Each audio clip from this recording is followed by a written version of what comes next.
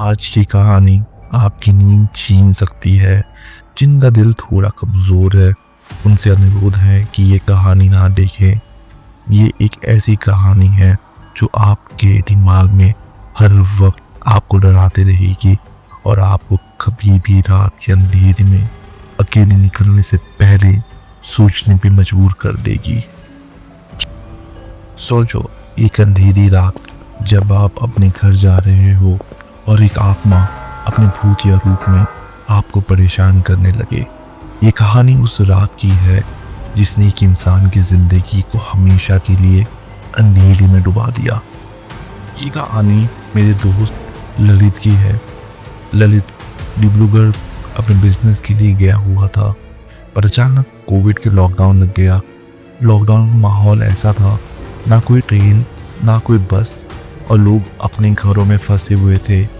Railway station ही एक आखिरी आस थी जहां से शायद वो अपने घर आ सकता था।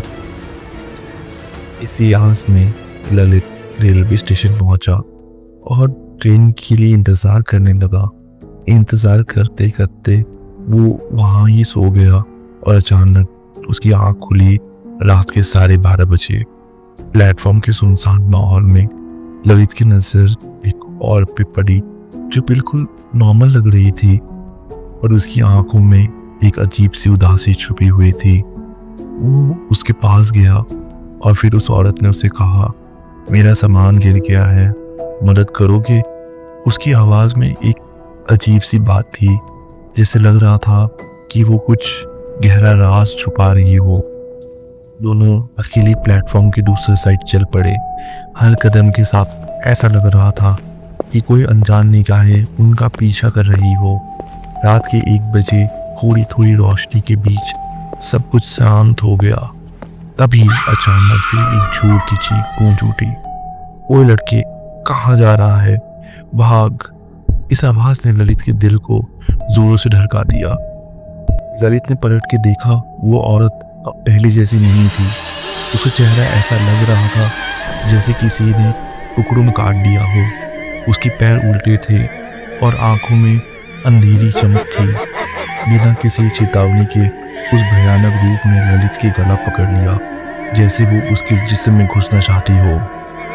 जब ललित चीखने लगा, स्टेशन गार्ड जिसने आवाज़ दी थी वो दौड़ के आया। उसने तुरंत अपना पवित्र लॉकेट निकाला और ललित के गले में पहना दिया।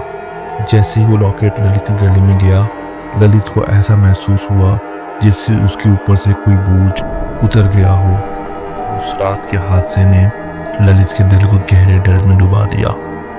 गार्ड ने शांत होकर बताया, यह औरत कोई आम इंसान नहीं है, ये एक खतरनाक आत्मा है जिसे उसके पति ने धोखा देकर ट्रेन के सामने उसकी जान ले ली थी। तब से ये आत्मा रेलवे स्टेशन पर भटक रही है, अपने दर्द और लालच के जाल में लोगों फांस लेती है। गार्ड ने ये भी बताया कि जब ललित उसके साथ चल रहा था, उसके बाल बढ़ने लगे थे और उसका रूप पूरा बदल गया था, और अगर थोड़ी देर और होती तो वो ललित की जान ले लेती। ये बात सुनते ही ललित के दिल में एक तेज और भयानक डर घुस गया। ललित फिर अपने घर लौट आया। ललित को याद आया उस रात प्लेटफॉर्म पे उसने एक गोल्ड ईयरिंग भी उठा लिया था। अब जब वो रात को सोता था, उसे सपने आने लगे। उस ईयरिंग का राज उसके सपनों में ऐसे घूम रहा था जैसे कोई भटकती आत्मा उसे पुकार रही हो, मेरा ईयरिंग वापस कर दो। दिन ब दिन ललित चेहरा फीका पड़ गया, बाल गिरने लगे और वो अपनी उम्र से कई साल बड़ा लगने लगा।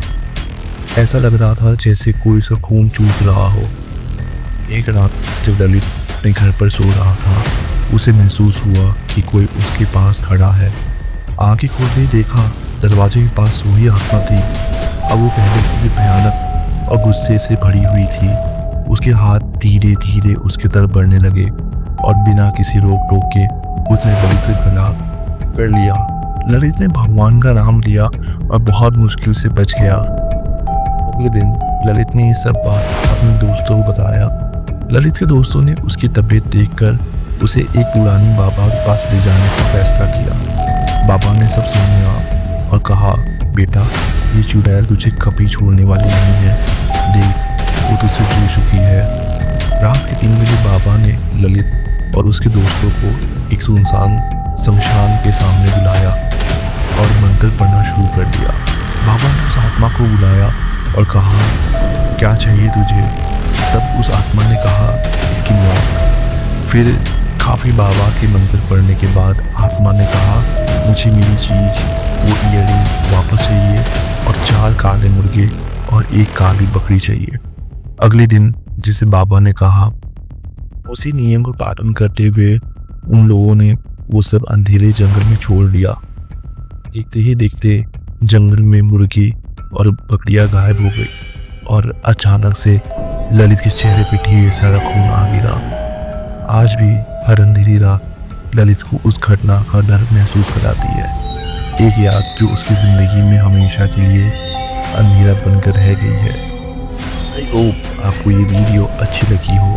और भी ऐसे वीडियोस के लिए स्पूकी टेल्स को सब्सक्राइब करना ना भूलें और बेल आइकन भी ज़रूर प्रेस करें और हमारे पिछले वीडियो भी ज़रूर देखें।